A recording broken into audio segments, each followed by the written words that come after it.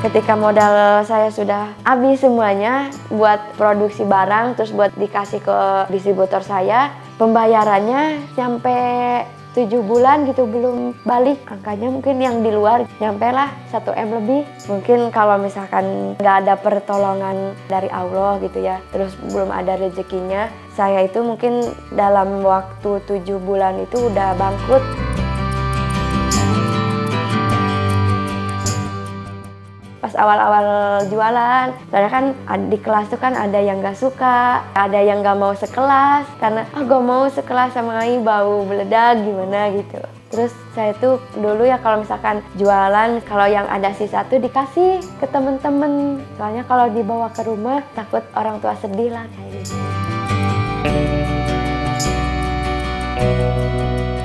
Perkenalkan, nama saya Ai Iip Apipah. Bisa dipanggil Ai atau Teh Iip gitu biasanya. Umur 25 tahun, orang Ciamis asli, Awali. Awal mula membangun tuh mungkin karena ada kesempatan, terus ada peluang, dimana kesempatannya tuh mungkin pas waktu dulu kan banyak punya teman gitu ya di sekolah. Teman di sekolah tuh dijadiin peluang buat bisnis. Kebetulan Mama tuh di rumah jago masak, suka bikin cemilan-cemilan atau makanan-makanan yang unik-unik gitu ya. Nah, bikin inovasi dari beledag, inovasi cara pengolahannya segala macamnya dirubah. Saya coba, nah pas waktu itu udahlah saya bawa ke sekolah buat dijual gitu. Besoknya langsung tanpa modal besar gitu ya, 0 rupiah lah bisa dikatakan. Soalnya kan cuma menggunakan bahan-bahan yang ada di rumah kayak gitu. Jadi pas awal mulanya ngebangun usaha ini tuh dari jualan di sekolah, ya dari ke teman, terus ke guru-guru, ke alumni, terus menyebar dari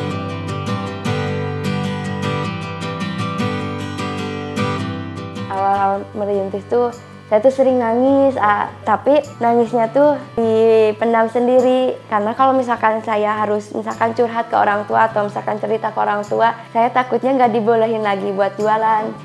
Ya pas sering nangis tuh pas awal-awal jualan, soalnya kan di kelas tuh kan ada yang gak suka, ada yang gak mau sekelas, karena gak mau sekelas sama Ai bau meledak gimana gitu. Terus ditolak sama kantin. Kan di kantin tuh ada beberapa toko-toko kayak gitu kan di kantin teh. Menitip ditolak, ya udah weh jadi jualan di kelas di belakang bangku. Jadi mereka tuh pada ngambil bayar gitu. Itu pas di sekolah. Terus nyampe guru tuh kan mungkin nggak tahu kalau saya jualan atau gimana. Sering ngumumin jangan suka beli seblak, beledak, nanti sakit perut gimana. Itu tuh kan otomatis mental saya tuh kan gimana gitu ya. Kalau saya kan jualan gitu ya. Apa besok jualan lagi atau enggak gitu. Terus saya tuh dulu ya kalau misalkan kalau yang ada sisa jualan itu dikasih ke temen-temen. Soalnya kalau dibawa ke rumah takut orang tua sedih lah kayak gitu. Jadi kalau misalkan kondisinya lagi ngedown gitu, paling bilang besok mau libur dulu soalnya di kelas bakalan ada acara apa gitu. Anak-anaknya nggak pada di kelas jadi nggak bakalan jajan gitu. Padahal itu tuh lagi ngumpulin semangat gitu buat jualan lagi.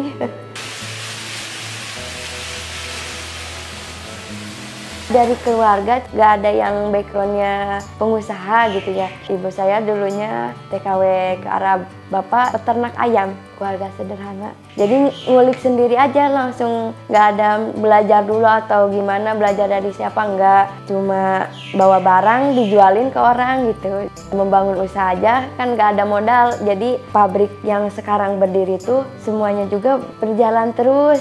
Misalkan ada nambah nih modal, dibangun gitu, nambah modal lagi, bangun lagi. Ngereyeuh kalau bahasa Sundanya mah. Dari 2013 udah 10 tahun. 3 tahun pertama itu memperkenalkan dari mulut ke mulut. Karena pas dulu kan belum terlalu booming sosmed, terus belum terlalu booming online shop kayak gitu. 3 tahun kedua itu udah mulai ngebangun sedikit-sedikit pabrik gitu, bikin dapur. Nah, udah mau 3 tahun terakhir. Jadi pas Covid tuh lagi muncak-muncaknya. Jadi saya bisa punya karyawan banyak, punya penghasilan banyak tuh pas Covid. Produksi itu 1 hari bisa 2 ton 300. Pas Covid tuh orang pada ngantri orderannya. Jadi yang 2 ton 300 otomatis keluar. Nyampe ada yang nginep di sini 1 minggu nungguin barang. Gitu.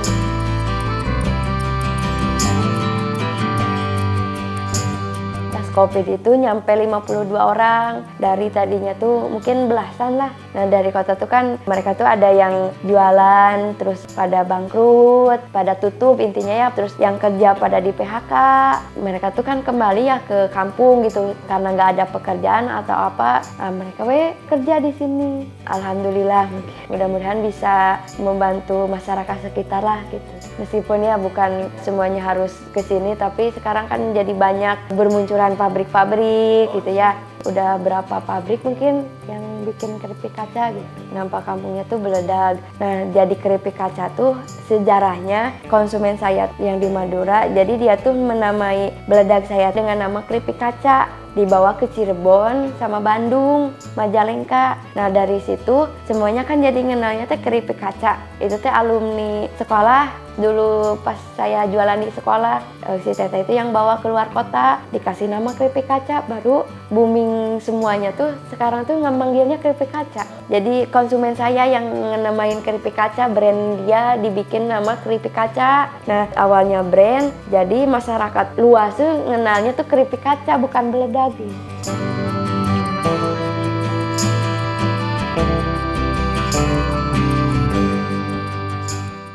Jadi kan dulu emang yang bikinnya mama, cuma bawa ke sekolah doang. Jadi satu kresek awalnya, terus karena banyak yang pesen, dari guru kan punya saudara atau punya temen, terus temen juga punya saudara. Nah dari situ kan mulai tuh 2 kresek, 3 kresek, kresek yang besar di teng-teng. Mulai dari punya 1 karyawan, terus nambah lagi gitu. Nyampe puncak-puncaknya tuh pas kemarin COVID-19, nambah jadi 52 karyawan. Itu yang 52 tuh yang langsung di pabrik. Kalau pengepul itu kan beda lagi, mereka kan nggak terikat langsung ke sini, bebas mau ngisi barang kemana aja. Terus dari pengepul itu kan ada beberapa yang tadi yang pengrajin itu meskipun nggak langsung di pabrik sendiri, tapi setidaknya saya tuh merasa bahagia gitu melihat banyak orang yang jadi punya produksi sendiri gitu di rumahnya. Ibu-ibu yang nganggur, sekarang mereka jadi pengrajin keripik kaca. Terus malahan yang suaminya di kota tuh pada pulang buat bantuin istrinya gitu. Tapi yang dipertahankan tuh kualitas.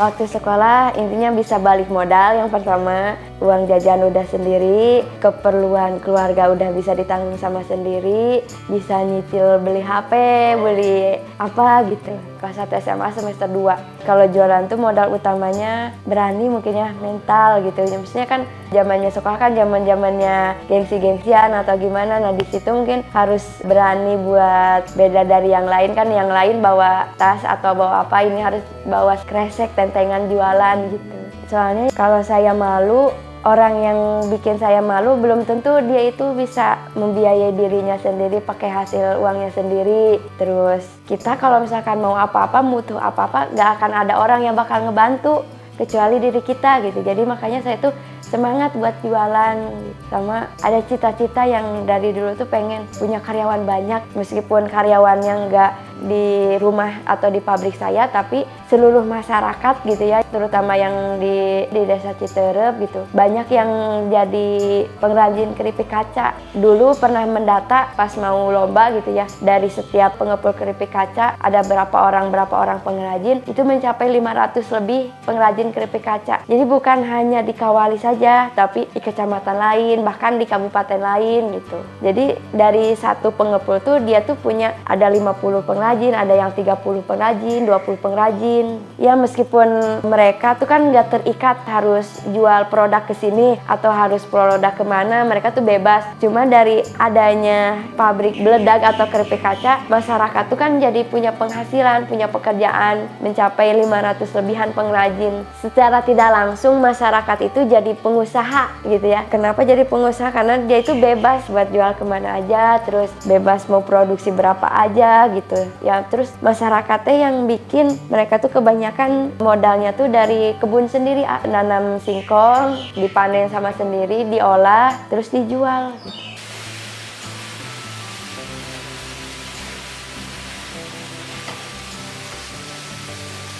Jadi ya pas 2020 tuh pas ada kenaikan harga kayak gas kan, dari harga 120 berapa gitu, jadi 215.000 itu kan udah ganti harga, sedangkan produksi pakai gas, terus minyak udah mahal, dari harga 14.000 jadi nyampe 22, 24, terus susah dapetnya. Sedangkan saya tuh nggak bisa menaikkan harga secara langsung ke penjual tuh, harga masih sama tapi pengeluaran udah bengkak. Di situ saya rugi, dihitung tuh nyampe 200 juta. Tapi mungkin karena kesininya kan orderannya meningkat gitu ya, meningkat, mulai ditaikin harganya. Jadi 2020 tuh ikut-ikutan harga keripik kaca tuh naik drastis lah gitu, jadi mahal. Nah di situ mulai pulih lagi, soalnya kan kebantu sama orderan banyak. Terus yang kedua mungkin ketika modal saya tuh semuanya dimasukkan ke produk di penjualan semuanya. Nah, ketika modal saya sudah habis semuanya buat produksi barang, terus buat dikasih ke distributor saya,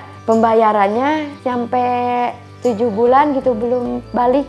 Mungkin kalau misalkan nggak ada pertolongan dari Allah gitu ya, terus belum ada rezekinya, saya itu mungkin dalam waktu 7 bulan itu udah bangkrut. Modal yang saya punya sampai nanam saham di saya gitu ya, karena orderannya banyak gitu buat nyumponin pesanan gitu ya. Ketika barangnya sudah dikirim tapi uangnya belum kembali gitu, buat muterin lagi kan kalau secara matematika manusia itu gimana gitu ya, maksudnya gak bakalan jalan lah gitu. Tapi selama 7 bulan itu mungkin Allah ngasih pertolongan gitu, ada aja uang dari mana buat muterin lagi, terus sedikit-sedikit belanja bahan baku seadanya sesuai dengan pesanan. Kalau dulu kan nyampe ada punya stok, terus apa-apa tuh udah tinggal pakai gitu ya. Pas kejadian itu saya mau produksi aja harus nunggu dulu yang mau beli, uangnya dulu buat produksi. Nah dari situ ngirim dulu uang buat produksi, baru bisa ngirim. Terus-terusan kayak gitu Posisi saya tuh lagi bener-bener banyak hutang karena emang buat memenuhi pesanan yang tadi itu ya. Terus modal saya udah dimasukin ke situ semua. Secara pemikiran manusia biasa mah bangkrut lah gitu. Tapi alhamdulillah kesininya mulai berjalan lagi, merangkak lagi, kayak membangun bisnis lagi dari awal. Rasanya tuh gitu, angkanya mungkin yang di luar gitu ya, nyampe lah 1M lebih. Nah saya juga punya nih tanggungan ke bank terus yang nitip saham juga Jadi yang saya pertahankan tuh pengen menghidupkan banyak orang gitu. Ya mudah-mudahan bisnisnya terus berjalan, terus berkembang gitu. Soalnya kan kalau misalkan terus berkembang, makin banyak masyarakat yang terlibat, yang kebantu kayak gitu. Kalau misalkan penjualannya kurang aja gitu, ngehambat ke semuanya. Apalagi kalau misalkan nauzubillah berarti atau gimana. Makanya saya itu terus bikin produk baru atau bikin terobosan baru atau apa gitu, biar usahanya terus-terusan maju.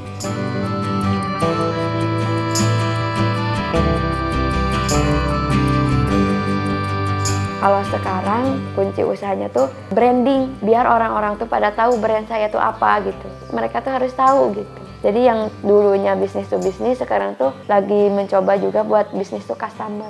Jadi bisnis ke bisnis, saya tuh kan punya sedikit konsumen tapi orderannya banyak. Kalau sekarang sekaligus saya juga lagi merambah bisnis to customer.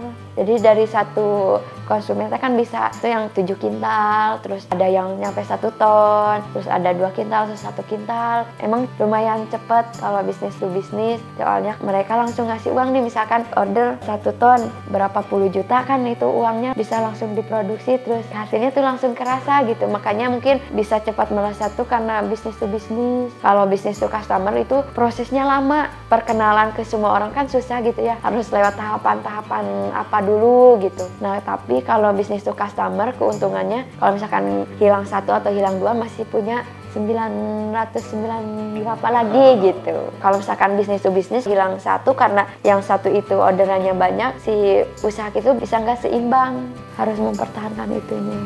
Ada kekurangan, ada kelebihannya.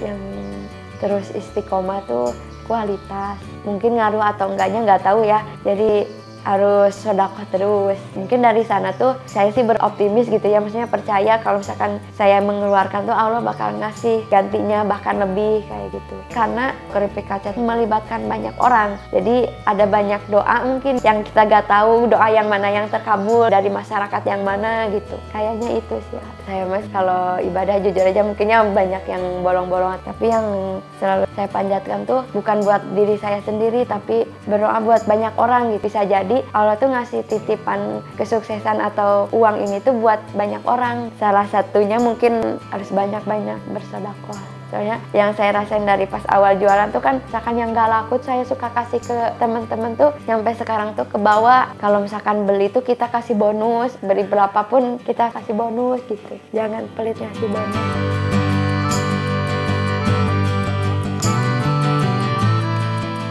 Buat orang-orang yang mau bikin usaha harus yang sesuai dengan hobi. Kalau nggak sesuai dengan hobi, minimal kita tuh suka dulu sama yang kita jual. Terus kalau suka otomatis kan kita tahu kualitasnya bagaimana. Kalau makanan berarti enak, kalau barang berarti bagus. Nah jadi kalau mau jualan atau mau berbisnis tuh harus suka dulu. Intinya kita menguasai produknya gitu. Terus motivasi buat wanita-wanita yang lain mungkin kita tuh nggak harus berdiam diri menunggu dikasih suami mungkin gitu ya. Meskipun suaminya udah mapan atau kayak gimana, misalkan punya waktu senggang atau punya peluang, apa salahnya kita bikin pencaharian baru gitu. Harapan saya semoga yang habis nonton itu jadi banyak pemuda atau bermunculan pengusaha-pengusaha yang lebih sukses dari saya, lebih maju dari saya.